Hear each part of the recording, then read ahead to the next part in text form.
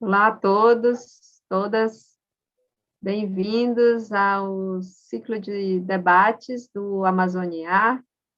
Hoje a gente tem um tema super importante para discutir, né, que é a relação clima e direitos, né, basicamente clima e mudança, os efeitos sobre os direitos dos indígenas na Amazônia, e a gente traz para esse debate, para esse diálogo, né, duas pessoas com um currículo incrível, né, a Francisca Arara e a Márcia Macedo.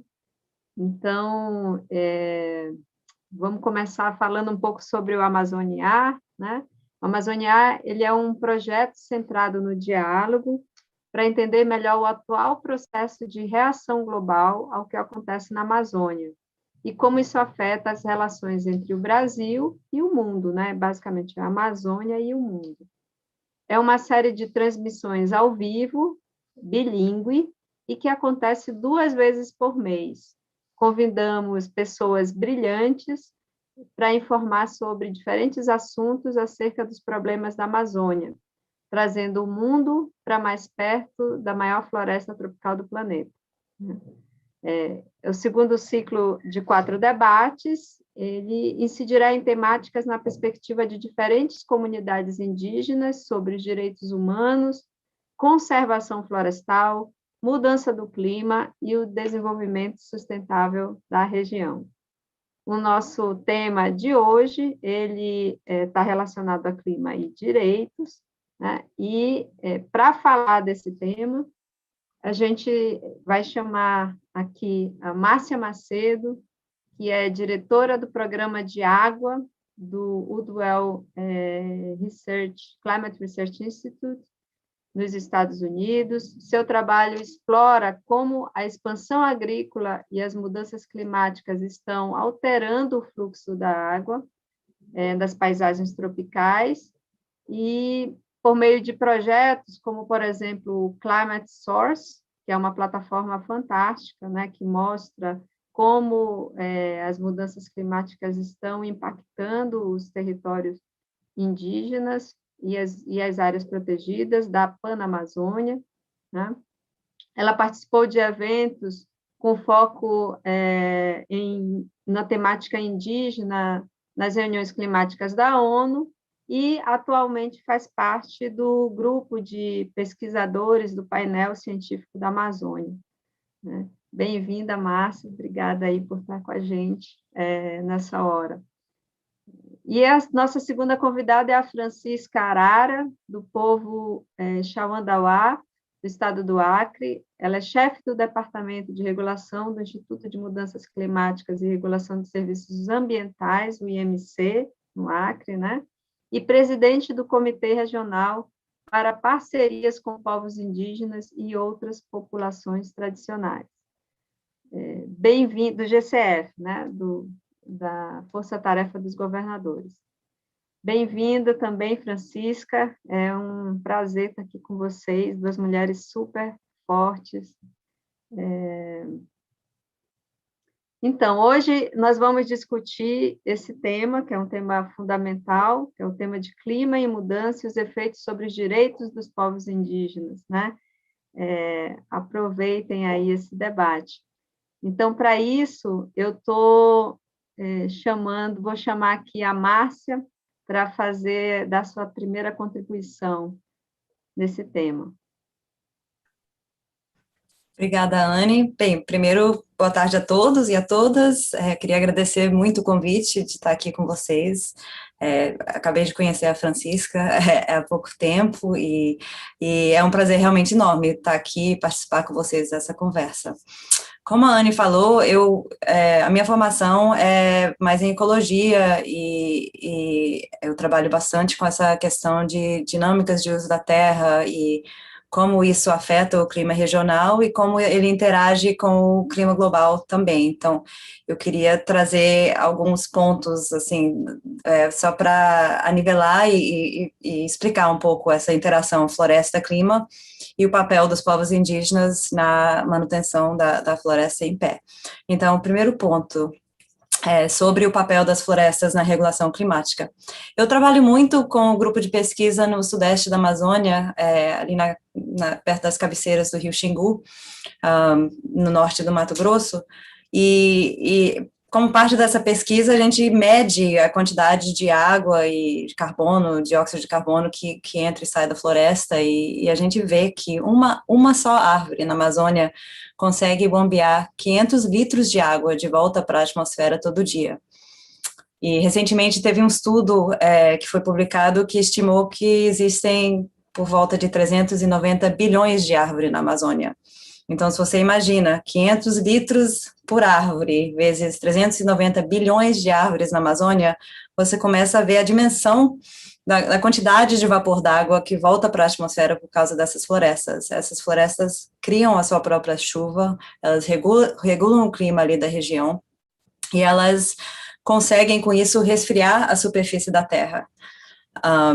E formar os famosos rios voadores, né? Elas jogam vapor d'água para a atmosfera, e esse vapor d'água pode viajar longe, ele rega as áreas importantes de agricultura do país, abastece os reservatórios de água de grandes centros urbanos, etc. Então, as florestas são um ar-condicionado regional e são uma fonte de água, além de estocar carbono e essas coisas que você ouve mais no debate sobre mudanças climáticas.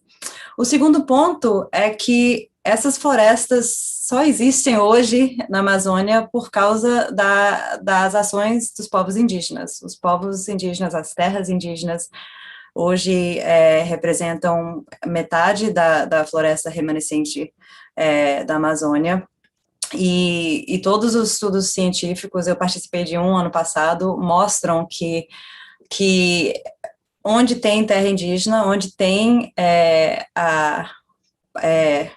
o manejo de povos indígenas, as florestas se dão melhor. Eles conseguem segurar o desmatamento, diminuir a quantidade de degradação, etc. E ano passado teve um estudo da FAO que fez uma revisão de toda a literatura a respeito do tema, e ele confirma que na América Latina, onde os direitos dos povos indígenas é mais respeitado, onde tem a demarcação, e isso está muito claro, você tem menos desmatamento, você tem mais floresta em pé. Então, essas duas coisas estão muito ligadas, e eu vou parar por aqui e passar a palavra para a Anne outra vez. Obrigada, Márcia. Esse conhecimento que você traz é muito importante, né? A gente precisa fazer essa conexão melhor, né, entre os dois temas, o tema científico do papel das florestas, das mudanças climáticas, e o tema de direitos, né, principalmente de direitos territoriais. Uma coisa está super ligada com a outra. Sim, de fato, é incontestável o papel das florestas, né, para a regulação do clima, né, para o conforto térmico, para a provisão de serviços ecossistêmicos, como a chuva, como você mesmo falou, né? E aí, assim, claro que as áreas que estão mais protegidas, né, elas têm também, estão super ligadas aí à questão dos direitos, né, direito dos povos indígenas. Então, eu vou aproveitar e chamar a Francisca para fazer as suas contribuições iniciais aqui ao nosso debate. Francisca, está com você. Ok, Anne, queria agradecer o convite para esse debate tão enriquecedor, que né, falar do tema de desmatamento, com mudanças climáticas, e o afeto aos direitos dos povos indígenas, né, direto e indiretamente, como você já me apresentou, mas meu nome é Francisca, sou do povo Xauandaua, aqui do estado do Acre, sou formado em Ciências da Natureza, sou pedagoga, mas tenho atuado mesmo fortemente nessa pauta de clima, né, por conta de toda uma trajetória, de todo um acúmulo de política, um conjunto de política que o Estado do Acre, ao seu longo do tempo, construiu.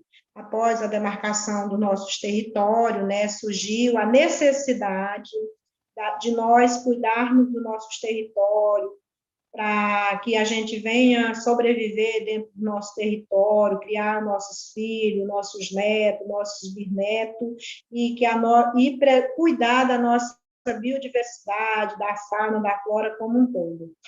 Como a gente sabe, na Amazônia hoje existe um número muito grande de diversidade de povos indígenas, populações tradicionais, e é por isso que hoje nós temos a maior preservação do mundo. E sim, existe hoje floresta intacta, floresta em pé, como nós chamamos, porque nós, os povos indígenas, tem outro jeito de pensar os nossos territórios, de pensar o uso do nosso território, de pensar nossas florestas, de cuidar da nossa biodiversidade, da água, do ar, do solo, da medicina tradicional. Temos também uma força muito grande com as espiritualidades, né, que é para a gente resistir os dias mal, né, que a gente está vivendo hoje. E por isso que é muito importante, hoje, nós termos as nossas terras indígenas demarcadas, protegidas, reconhecidas e respeitadas. Né? Porque a gente percebe que, com a perda da demarcação, se para as demarcações dos povos indígenas, pode ser um risco muito grande, né? Tanto para a questão do clima global, que pode afetar direta e indiretamente, por mais que a gente mantenha a floresta intacta, a floresta em pé, mas nós temos sentido os efeitos das mudanças do clima, da mudança de calendário, da mudança de tempo, como cada um de nós chama, né?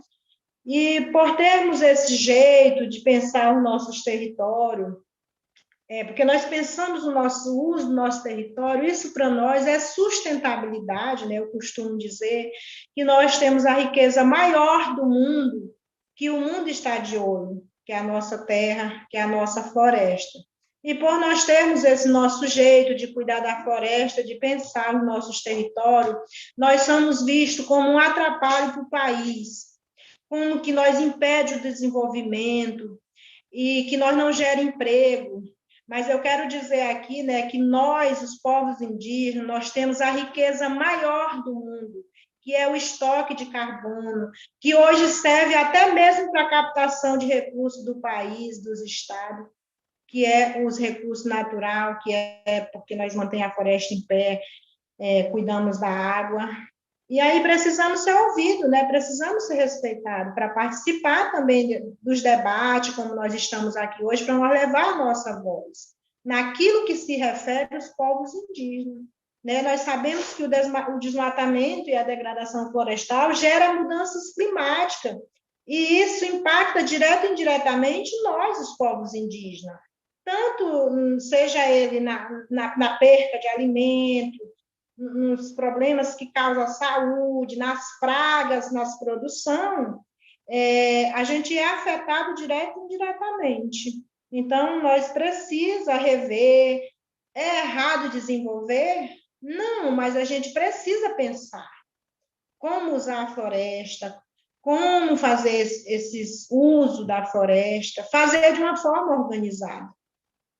E o desmatamento ele tem afetado diretamente os direitos dos povos indígenas, né? Como vocês têm visto, na perda dos nossos alimentos, por conta das mudanças do clima, o desmatamento gera conflitos fortes, né, de morte, de liderança dos povos indígenas. Estamos vendo isso acontecendo nas terras indígenas, como aconteceu agora dos Parentes no Munduruku, e entre outras violações que vem acontecendo ao longo dos tempos, né?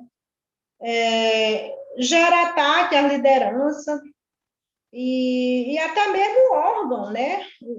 Os ambientalistas, órgão que defende os direitos de cuidar da floresta, também estão ameaçados. O desmatamento ele impacta negativamente as mudanças do clima, e nós, povos indígenas, é quem mais mantém a floresta de pé. Então, é muito importante que o mundo pare, né, esse jeito de pensar o desenvolvimento, de achar que os povos indígenas é um atraso para o país.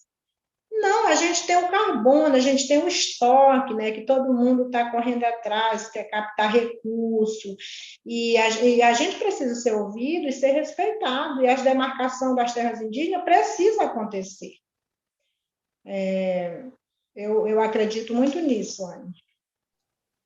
É muito bom, Francisco. Eu acho que você traz muito claramente aí, né, que é essa relação do modo de vida indígena com a questão territorial e o clima, né? Quando você fala aí que o território, né, protegido do desmatamento, ele contribui para mitigar as mudanças climáticas, e se ele não for protegido, ele contribui para piorar, né, as mudanças climáticas. Você diz que tem vários, implica num problema de direitos sério, né? Porque desmatamento gera conflitos, como você falou, né? Ele impacta diretamente as mudanças climáticas, assim, né? A maior fonte de emissão de gases de efeito estufa do Brasil são as mudanças de uso da terra, que é basicamente desmatamento, né? Mudança de floresta para a agricultura pecuária. Então, isso emite muito gases de efeito estufa. Então, 44% das emissões do Brasil são relacionadas a isso. E as mudanças climáticas afetam, né, pelo que eu entendi, pelo seu relato, os povos indígenas na sua segurança alimentar, né? Assim, vocês, às vezes, têm o rio seca e não tem o peixe, né? Enfim, eu vou, antes de passar a palavra para vocês, agora acho que a gente vai fazer umas perguntas, né? E vamos também esperar que tenham perguntas aí da plateia, mas eu vou só compartilhar com vocês a minha primeira experiência conversando com indígenas sobre mudanças climáticas, né? E foi muito forte para mim, porque eu sempre trabalhei com fogo e eu estava entrevistando, né, líderes indígenas ali da região da Cabeça de Cachorro, ali São Gabriel da Cachoeira, né, e perguntando como era que funcionava a seca na região deles e tudo, e tentando entender qual é a relação do fogo enfim, com a seca e como que se relacionar, como é que as mudanças climáticas estavam afetando o fogo, o regime de fogo na região deles, né? E foi bem interessante, porque não tem nada a ver, a Cabeça de Cachorro é uma das regiões da Amazônia que tem muita chuva, né? E a mudança climática estava afetando justamente a parte seca, né? Eles têm um mês, em média, para poder plantar, e as mudanças climáticas estavam fazendo com que esse tempo que a Francisca falou ficasse meio doido, né? Então, eles não tinham mais um mês para plantar e colher. E as formigas, né? Eles comiam formigas, aquelas formigas tanajura, né?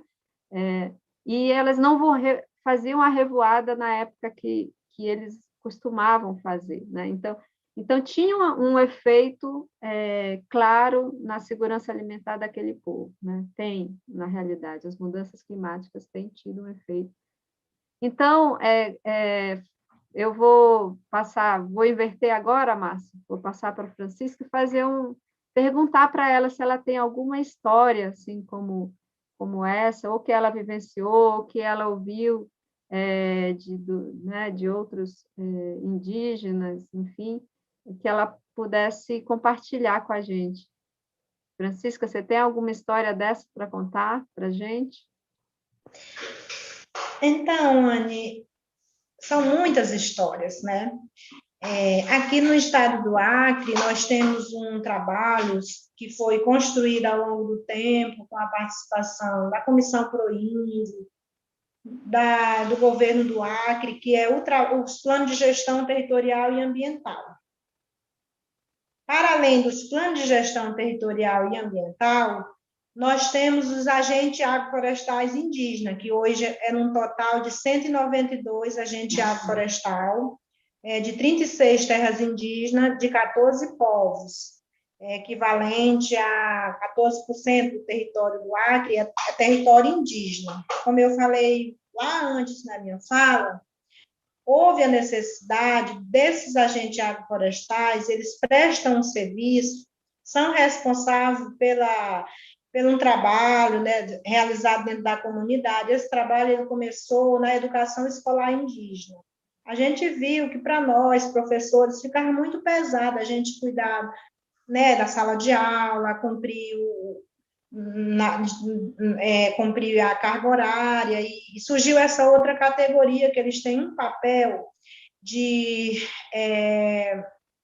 de cuidar mesmo do reflorestamento, da área degradada, cuidar das nascentes das águas, fazendo o remanejo enriquecimento das áreas degradadas, com o reflorestamento das capoeiras, com as frutas, seja ela frutas nativas ou de outras espécies, cuida das matas ciliares, nascentes dos rios, não fazendo desmatamento, nem roçado nas nascentes do rio, cuida das hortas medicinais, da horta orgânica, trabalha o manejo das espécies, cuidando da medicina tradicional, dizendo não às sementes híbridas e veneno nas terras indígenas. É uma política muito forte que os agentes de agroflorestal têm, que eles não querem, né, que chegue essas sementes que vêm exterminar as nossas sementes tradicional, veneno nas nossas terras indígenas, porque eles já têm essa técnica de adubo, uma terra fértil, como cuidar daquilo,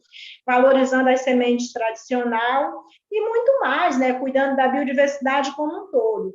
E fazendo esse serviço, não só para o estado do Acre, para as terras indígenas, mas para o mundo, para o planeta, né, que é o que eu citei lá, que é cuidar do estoque de carbono, e por isso merece ser respeitado e até mesmo recompensado por esse serviço, né, que os agentes florestais fazem. Também tem um trabalho de orientar a questão das queimadas, tem um trabalho da vigilância e fiscalização, que a gente sabe que é de competência de outros órgãos, mas eles findam fazendo tudo isso, cuidando do sistema agroflorestal, pensando com isso a segurança alimentar de qualidade das suas terras, das crianças, das grávidas, para fortalecer os festivais culturais, pensando uma merenda regionalizada também de qualidade, que essa merenda futuramente seja própria das suas comunidades. Então, aqui no estado do Acre, a gente tem muitas essas experiências,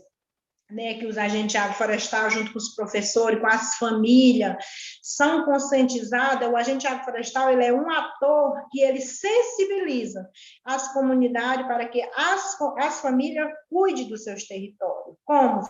Fazendo tudo isso que eu já citei, né?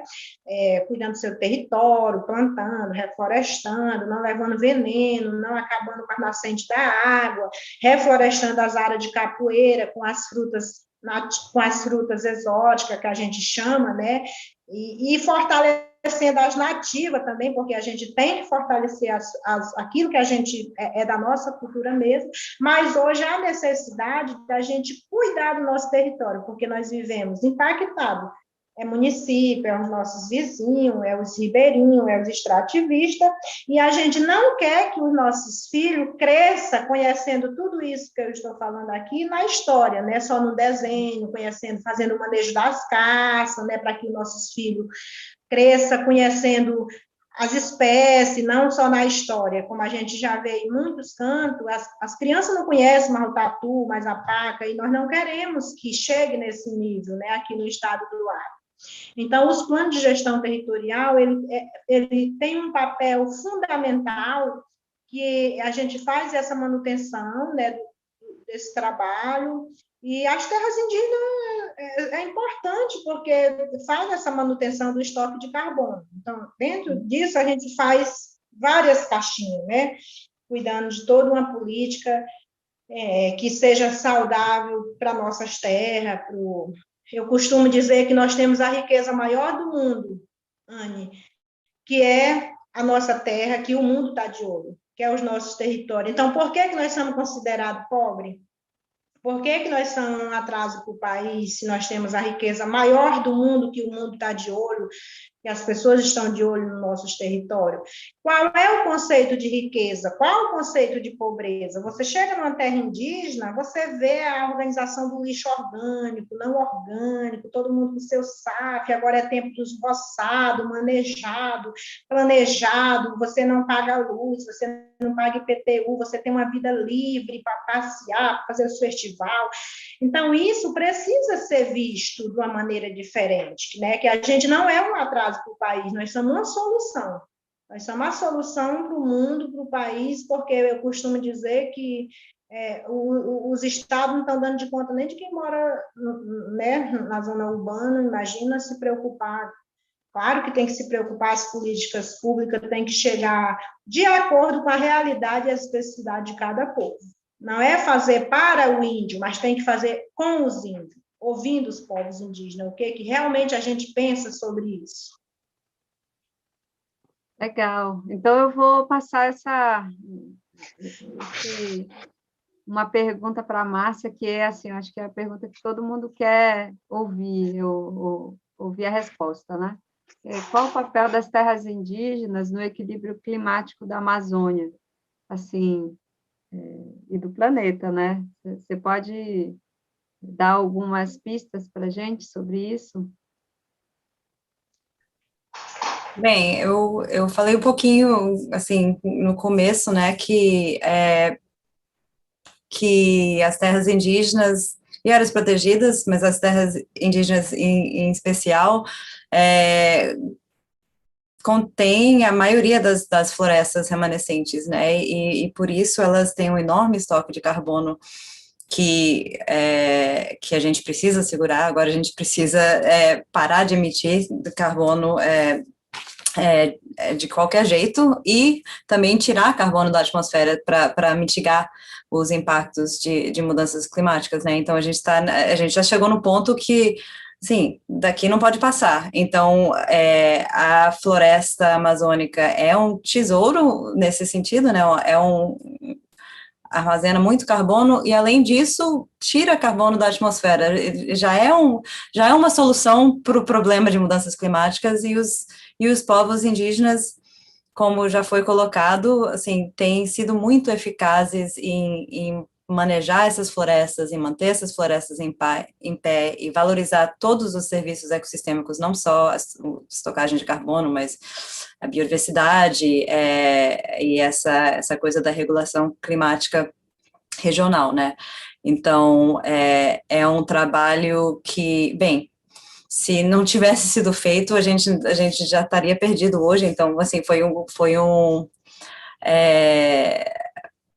um presente para o planeta, né? A gente está nessa situação de ter esse debate hoje porque os povos indígenas estavam lá fazendo seu papel e eles precisam, como a Francisca colocou, ser reconhecidos por isso e ser compensados por isso, né? Assim, a outra parte dessa história que eu acho que a gente vai chegar nessa conversa é que esse trabalho está ficando cada vez mais difícil, porque as terras indígenas vêm sofrendo ameaças que vêm de fora, além das mudanças climáticas, por causa, né, do aumento de gases de efeito estufa na atmosfera, que é uma coisa que os povos indígenas contribuíram quase nada para o problema e estão sofrendo os resultados, como a Francisca colocou.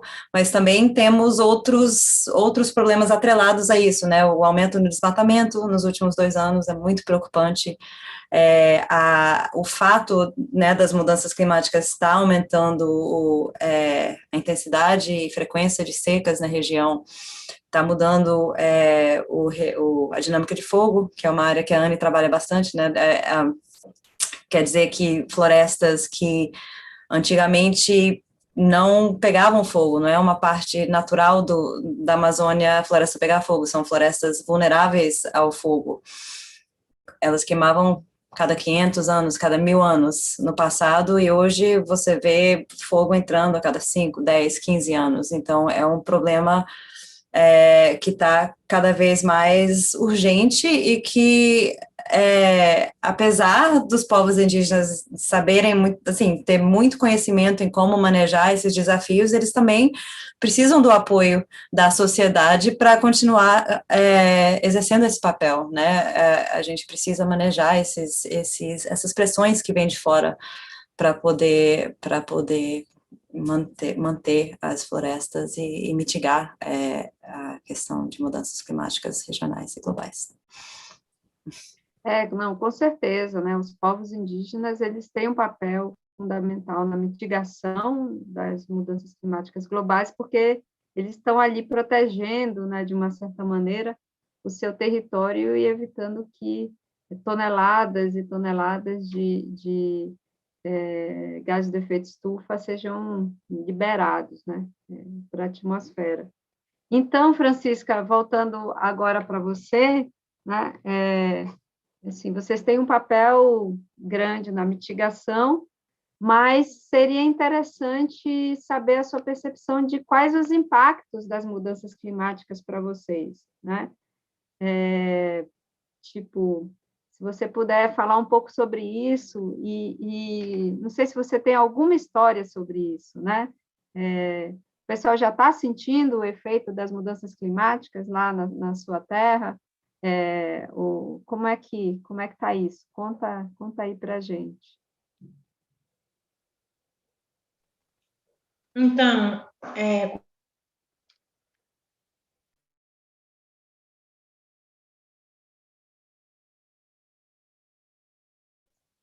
Acho que a Francisca... como eu falei, né, como eu falei, né, as nossas terras indígenas têm um papel importante na manutenção do estoque de carbono, porque os nossos territórios é o menos que desmata. A gente cuida muito, né, da preservação do nosso território. E a gente já tem sentido, sim, essa questão dos impactos das mudanças climáticas na nossa produção, né, quando a gente pensa, tem os plantios que é de praia, tem outros que é de terra firme, de terra alta. Nos plantios de praia, a gente já tem visto alagação fora de época, chuvas muito fortes, o sol está muito mais próximo, muito mais quente, né? Isso impacta na roça, isso tem impactado nos nossos legumes, porque muitas vezes as plantas não nascem, não fica mais como era antes, né? Às vezes a alagação vem inesperadamente, leva toda a produção, as friagens não acontecem mais, as cigarras já foram embora, elas não cantam tanto, né, como cantavam antes, as borboletas das praias, o peixe, a água esquenta muito, o peixe estão morrendo, está ficando extinto, muito desmatamento também, assim, próximo da aldeia, impacta também a entrada de muitas pessoas que querem entrar nas terras indígenas para pegar, né, a caça, para tirar alguma coisa dentro da terra indígena. E a doença mesmo, né? Vocês estão vendo que essa doença que assolou o mundo, entre outras pragas, a lagarta, as pragas que estão chegando na produção da roça. Ano passado, as pragas foram nos legumes e acabaram com a roça. Então, a gente está sentindo. E a temperatura muito alta, muito alta. Eu fico até assim pensando, né? Por isso que eu falei que a gente sofre os impactos direto e indiretamente. Mesmo a gente tendo a floresta em pé, mas a gente está sofrendo sabe, uma temperatura muito forte. A minha mãe, ela falou assim, minha filha, não é mais como antigamente. Antigamente eu ficava até 12 horas na roça, hoje eu fico máximo 10 horas, porque o sol, ele não aquece, ele assa, ele está queimando as pessoas, e isso está trazendo problema na roça, na produção, na saúde mesmo, né, das crianças, porque vem a fumaça com desmatamento, vem as queimadas, aí vem os problemas de gripe, de muitas outras doenças que afetam as crianças, né? E eu tenho falado isso no combate à pandemia. Como é que nós vamos combater a pandemia se agora vai chegar o verão, vai começar as queimadas, o desmatamento, a fumaça, aí vem as grandes doenças, né, que pega mais os idosos e as crianças e todo mundo. Então, é uma preocupação que a gente vem sofrendo, né, direto ou indiretamente, a gente tem sentido os efeitos das mudanças climáticas. Nós chamamos mudança do tempo, né? Mudança de calendário. Meu pai fala assim, eita, que é mudança de calendário. Mas é conhecido como mudanças do clima. A gente tem sofrido na questão da produção, problema de saúde, problema da fumaça, esses impactos grandes que está chegando não só na minha terra, mas acho... E o Rio Seco, gente, se vocês puderem imaginar, o Juruá, que tinha aquelas praias grandes, que tinha o jacaré, as cobras grandes, as arraias, não tem mais não, as espécies também estão indo embora, os remansos estão se acabando, a samaúma está sumindo. Então, a gente está vendo a extinção da biodiversidade como um todo, né? E o que é que vai ser futuramente da humanidade sem a floresta, sem a água? Porque a água é a vida, sem comer a gente passa até 5 dias, mas sem água. Agora, no verão, para você chegar na minha aldeia no mês de agosto, você vai de avião para Porto Alto, porque de barco você vai gastar uns 4 dias. Antes a gente gastava, né, no verão, no inverno, mas nós estamos vendo esses problemas. E aí, cadê as espécies, né? Cadê a cobra grande? Cadê o jacaré que fazia os remansos? Não tem mais, porque é muita poluição. É óleo jogado no rio, desmatamento na beira do rio, é tirada de madeira. E as pessoas não estão percebendo isso, né? Estão tratando essas coisas desorganizadamente. Então, é preciso que a gente desenvolva mais de uma forma organizada, porque quem vai sofrer com isso não é só os povos indígenas, né? Futuramente vai ser a humanidade como um todo. A gente já está vendo aí uma terça da população se acabando, só quem não está percebendo. E aí, se vir essa outra pandemia do impacto mesmo das mudanças climáticas, do desmatamento, essa crise ambiental, como é que vai ser? Não, isso de fato, é uma preocupação, né? Como você disse, estão sofrendo ameaça por todos os lados, né? A ameaça do desmatamento e a ameaça do tempo, né?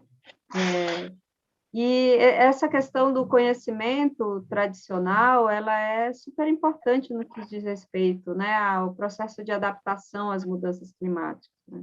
Eu lembro também de uma história que eu ouvi do pessoal lá da terra indígena Capoto-Jarina, quando a gente também estava perguntando sobre fogo, e perguntando assim, como é que vocês fazem para regular, né, quando vão queimar para fazer a roça e tal, e aí claramente usavam assim, bioindicadores, né, e assim, quando o IP tal florir, a gente vai queimar, né, e aí de repente o IP floria e não vinha chuva logo depois, ou de repente o IP não floria mais, né. Então, esses são efeitos diretos aí das mudanças climáticas que impactam, né, naquele conhecimento tradicional, na validade daquele conhecimento tradicional que foi adquirido aí, né, em várias dezenas e centenas de anos. E aí eu volto a pergunta para a Márcia sobre isso, né, como é que a gente... Como é que o conhecimento científico, mais como a gente conhece, da academia, enfim, ele pode se relacionar com o conhecimento mais empírico, né, dos povos e comunidades tradicionais, dos povos indígenas, nesse caso mais especificamente, né, para que haja um processo adaptativo às mudanças climáticas que tenha menos impacto, né, para essas comunidades. Não, é uma coisa muito importante. Eu acho que essa troca de conhecimentos, a integração de conhecimentos, principalmente nesse momento onde tem tanta coisa mudando ao mesmo tempo que a gente precisa buscar o espaço de soluções, assim, precisa ser bem amplo, a gente precisa trazer conhecimentos, trocar experiências o mais rápido possível. Eu tenho uma história meio parecida com a história da Anne, que voltando à plataforma que ela mencionou, né, que é o Amazon Climate Source, que foi uma plataforma que nasceu porque a gente queria trazer os modelos do IPCC, que é um relatório que traz muitos técnicos, cientistas técnicos que trabalham com modelos globais de mudanças climáticas, uma coisa, né, e é publicado a cada não sei quantos anos, mas teve um recentemente publicado. E ele mostra, assim, o que vai acontecer na Amazônia em média. E a gente percebeu que isso não é muito útil para quem está lá no chão, entender o que vai acontecer na área deles, né? Então, a gente traduziu esses modelos para cada área protegida e cada território indígena na Amazônia, para tentar entender o contexto daquela área, quanto carbono que tem, como que isso vem mudando, como que o calendário de chuva vai mudar, a intensidade da seca e tudo mais. E a gente achou que tinha feito, assim, uma coisa interessante, que dava para fazer o planejamento melhor da região e tudo mais, e levou isso para as pessoas que trabalham nessas áreas. E foi muito incrível uma reunião que a gente teve com vários povos indígenas representantes da COIAB no Brasil, da COICA, e a gente apresentou esses dados, e eles deram uma aula para a gente tinha olhado esses gráficos, assim, milhares de vezes, eu entendia a mudança na média da temperatura e da chuva e tudo mais muito bem, mas eu não entendia o que isso queria dizer para a vida das pessoas no chão. E foi muito legal, assim, várias pessoas levantaram e falaram, não, deixa eu explicar o seu gráfico para você, e aquela coisa, né, essa mudança de um mês de chuva quer dizer isso para a nossa alimentação e para o nosso calendário agrícola, coisas que a gente não enxerga de fora, a gente só vê uma mudança na média que é uma coisa muito abstrata. Então, eu acho que essa troca de conhecimentos é super importante e fundamental para a gente buscar caminhos para mitigar esses impactos em cada lugar e também trocar experiências do que funciona e o que não funciona, né? A gente tenta uma solução aqui, deu super certo, vamos espalhar essa experiência para outros lugares, na África, outros lugares na Amazônia, enfim, para poder aumentar a eficiência né, e minimizar o impacto negativo nas populações. Então, é um pouco isso que eu queria trazer. Eu acho que e por outro lado também, eu acho que traduzir um pouco essas experiências em termos técnicos para poder trazer as experiências dos povos indígenas para a ONU, por exemplo, para espaços onde a conversa fica muito em torno de mercado de carbono e preço de carbono e como, né, esse tipo de coisa. Ajudar a fazer essa tradução, eu acho que também é outro espaço que é interessante e importante de estar trabalhando. Enfim, era um pouco isso que eu queria. Com certeza, e é importante, assim, o que a gente tem visto bastante nos últimos anos é um protagonismo, né, das lideranças indígenas participando de conferências climáticas. E aí eu queria perguntar para a Francisca, né, tem alguém que fez essa pergunta, na realidade, gostaria de ouvir mais sobre a atuação do movimento indígena internacionalmente nos debates do clima. Aí eu pelo menos, já vi a Francisca, conheci a Francisca numa das COPs de clima, né? E já vi a Francisca falando em várias mesas, principalmente de eventos do GCF. Então, seria legal, Francisca, se você falasse um pouco para a gente, né, sobre como é que está a atuação do movimento indígena, né, nesses debates de clima internacionalmente, assim.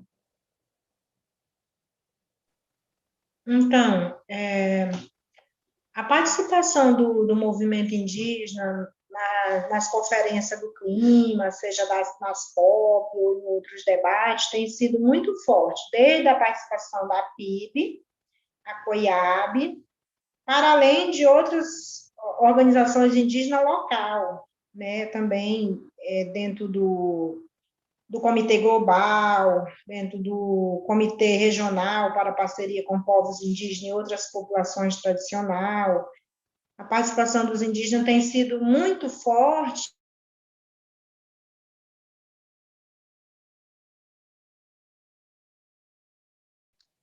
Eu acho que a Francisca caiu. Será? Porque a gente quer.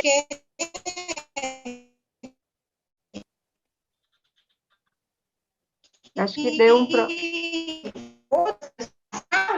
Mas nós queremos levar a nossa voz, porque nós temos essa prática cultural muito forte, né? Oi, está me ouvindo? Cortou um pouco, Francisca, mas agora parece que voltou. A gente perdeu um pouquinho do que você falou. Você falou que... Eu tô falando... A participação do movimento indígena nessas pautas de clima tem sido muito forte, desde a participação da PIB, da COIAB, dos movimentos indígenas local, dos estados, aqueles estados que estão implementando suas salvaguardas, sua política de rede, de serviços ambientais, que estão em busca de sobrevivência, né? Eu costumo dizer que com ou sem governo a gente vai permanecer, porque a gente é muito forte, né? Nosso trabalho é muito de mãos dadas mesmo, é uma aliança muito forte na questão do cuidado dos territórios, defender o direito indígena, e agora vem essa outra pauta nova de serviços ambientais. Hoje nós temos a participação de indígena dentro do cálculo indígena, nós temos a participação indígena dentro do Comitê Global para a Parceria com Povos Indígenas, nós temos a participação indígena hoje em 9 estados da Amazônia, que é dentro do Comitê Regional, né, orientando como que tem que ser essa participação, esse diálogo, e a gente também, o movimento indígena não vai pedir licença.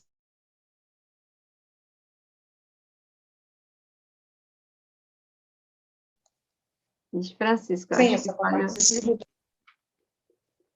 e colocar o seu ponto de vista. Então, o movimento indígena, nesse tempo de pandemia, tem feito uma força-tarefa muito grande, né, para o combate à pandemia, fortalecendo a alimentação, cuidando, fortalecendo a medicina tradicional, trabalhando informando, ajudando informar que não é legal o desmatamento. Então, o movimento indígena tem feito um trabalho, né, que não tem...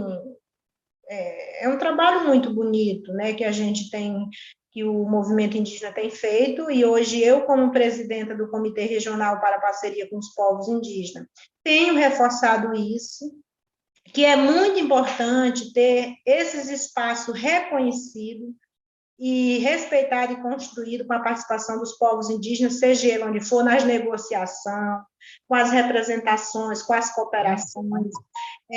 Os espaços precisam respeitar as salvaguardas, precisa ter transparência, seja quem for, seja governo, seja sociedade civil, seja um movimento indígena, precisa ter essa transparência no que está fazendo, né? Precisa ter o diálogo, precisa fazer com que as salvaguardas sejam respeitadas e cumpridas, que é o diálogo, que é a participação, que é respeitar a OIT, que é rever a transparência, a repartição de benefício. Quando a gente pensa que não, já tem alguém negociando as coisas em nome dos indígenas, mas os indígenas estão participando, né, dos projetos.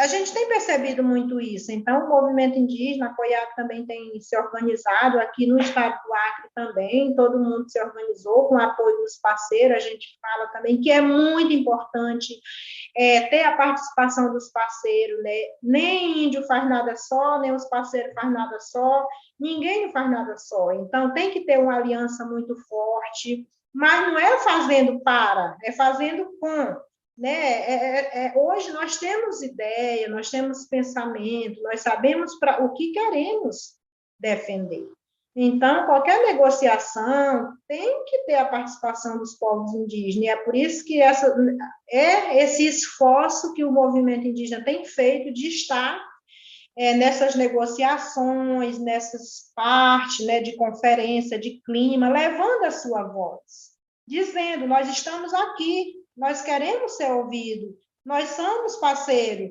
se alguém quiser, também pode ser nosso parceiro. Então, os indígenas têm levado muito, né, a sua voz nesses espaços e tem ganhado espaço. E a gente quer resgatar os espaços, a retomada desses espaços para que a gente participe das tomadas de decisões, seja no Brasil, seja nos estados, seja nas terras indígenas, nos municípios ou aonde for. Né? Então, a gente sempre tem falado, as pessoas precisam entender isso. Rever a transparência, o diálogo, o fortalecimento das organizações indígenas. Essa questão de o protagonismo indígena, né, das lideranças indígenas nos últimos anos tem sido assim muito aparente, né? E principalmente lideranças femininas, né? Isso que também é uma coisa muito legal. Mas eu acho que ainda falta assim, um engajamento da sociedade, né? Da sociedade em geral, para apoiar essa pauta indígena, né? E essa pauta da Amazônia também, né? Que é a pauta da proteção dos direitos territoriais, das mudanças climáticas. E, nesse sentido, aí eu vou fazer uma pergunta que chegou aqui para a Márcia, né? Que fala que os povos indígenas, eles e seus territórios protegem uma grande porção aí da Amazônia, né, de 25% a 30%, mais ou menos, e que tem um papel, como você mesmo falou, né, Márcia, de irrigação gratuita para o agronegócio, né? E, então, ele pergunta assim, como podemos ajudar o Brasil a entender isso, a entender qual o papel dos territórios indígenas, por exemplo, para o agronegócio, né? E como valorizar esse modo, né, de vida e a cultura ancestral desse povo, né? É uma boa pergunta.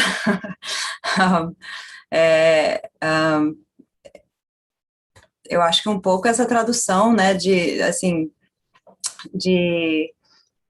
tentar combater essa narrativa que a floresta em pé ou os povos indígenas e as terras indígenas são uma barreira para o progresso, e sim que elas estão provendo esse serviço e estão, na verdade, comprando tempo para o agronegócio continuar a produzir e ter sem irrigar, né? Sem ter que tomar providências muito fortes para sobreviver no contexto de mudanças climáticas. A gente vê que as áreas tradicionalmente cultivadas no Brasil estão caminhando para um lugar bem mais seco e com uma estação seca mais longa e uma intensidade da seca maior.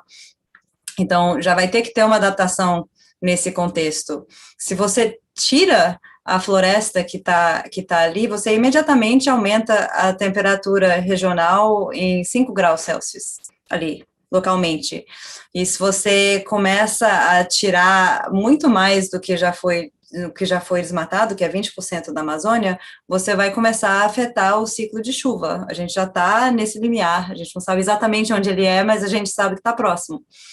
E uma vez que você faz isso, você acelera esse processo de mudanças para o setor agrícola e isso não é o que o setor quer, né? Então, eu acho que é um pouco mudar esse pensamento, entender que tem um business case para manter a floresta em pé, além de ser uma questão de direitos humanos, né, e de legalidade. Então, tem um argumento que é simplesmente retornar à demarcação dos territórios indígenas, fortalecimento da fiscalização, criminalização das atividades ilegais que estão acontecendo nessas áreas, isso é governança. Então, é um marco de um país sério que consegue manter as suas leis e fiscalizar essas leis. E por outro lado, o que eu ia falar? Bem, assim, no contexto internacional, né, o Brasil é signatário da Convenção 69 da Organização Internacional do Trabalho, que significa que os povos originários e as comunidades tradicionais devem ser consultados de maneira prévia, livre e informadas em qualquer coisa que afete o seu modo de vida. As mudanças climáticas são uma coisa que isso não é possível, né, porque elas atravessam fronteiras, e então não houve esse processo de consulta, e então é fundamental ter essa conversa e envolver os povos indígenas também na solução a esse problema, e como a Francisca colocou, ter eles não só como observadores, mas como participantes nessas conversas internacionais e trazendo as soluções. Muito bom. Francisca, e como você acha que a sociedade brasileira pode se engajar mais na pauta, né, nessa pauta de defesa dos direitos territoriais indígenas, por exemplo? Anne, eu tenho 2 pontos. Eu acho que o Brasil precisa reconhecer que ele é diverso. Primeiro, não precisa colocar um bolo para todo, que é desenvolvimento, que é sustentabilidade, por exemplo, no Mato Grosso, talvez não seja a realidade do Acre, de Rondônia, de outros estados, de outros povos indígenas. Então, isso precisa ser bem avaliado. A segunda coisa, é muito importante que tanto os nossos parceiros, as ONGs, as indigenistas, o próprio consórcio dos governadores, esteja de ombro a ombro, né, nesse diálogo, na transparência, nas tomadas de decisões, na elaboração de projeto, precisa respeitar as salvaguardas, precisa respeitar os princípios de colaboração, a OIT, né, porque o que se vê é muitas negociações, às vezes por fora, às vezes os indígenas nem participam, não estão nem sabendo, então eu acho que a participação dos povos indígenas, das populações tradicionais, é muito importante nessas conversas. Esses espaços precisam ter uma visão política e indigenista mesmo também, né? Precisa informar o que está sendo feito com os povos indígenas, o que está sendo negociado, as informações, acho que ainda é uma ferramenta, a comunicação, a transparência ainda é uma ferramenta que hoje prevalece, né? O que a gente não pode achar que talvez se um parente defende a agricultura da forma dele, a gente defende a agroecologia aqui no estado do Acre, né? Que as políticas venham fortalecer esse jeito da gente trabalhar, pensar nossas políticas, não é dizer, não, os índios querem ser como a gente, nós não queremos ser como ninguém, a gente quer ser nós mesmos, porque a gente tem ideia própria, tem pensamento próprio, então é muito importante que essas parcerias não fiquem só no papel, que ela aconteça de fato, na verdade, com a participação indígena.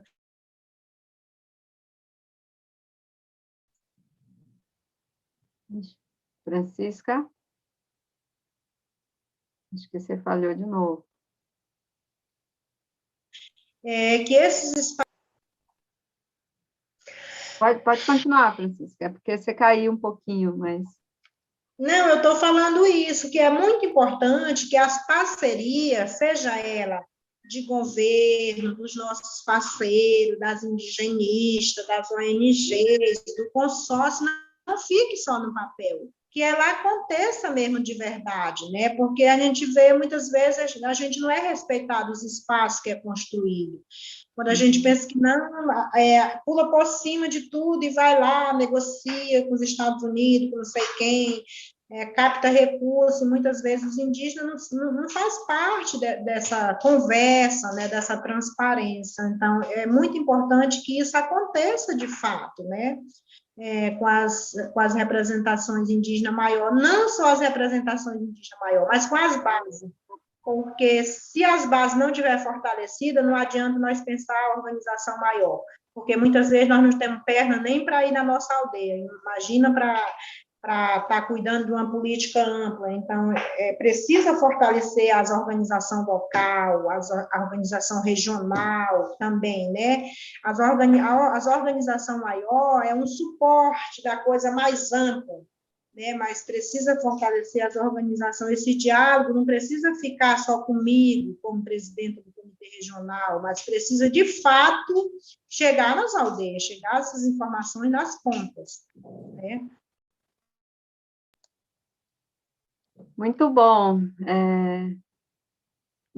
Francisca. Eu concordo, assim, eu acho que nós todos, né, a academia, a sociedade civil organizada, o movimento indígena, né, os apoiadores aí, a gente tem um papel, né, um papel de seguir entendendo como é que se dá a questão, né, qual o papel dos povos indígenas e do seu modo de vida, da sua proteção territorial, para a mitigação de mudanças climáticas, qual o efeito dessas mudanças sobre o modo de vida dessas populações, né?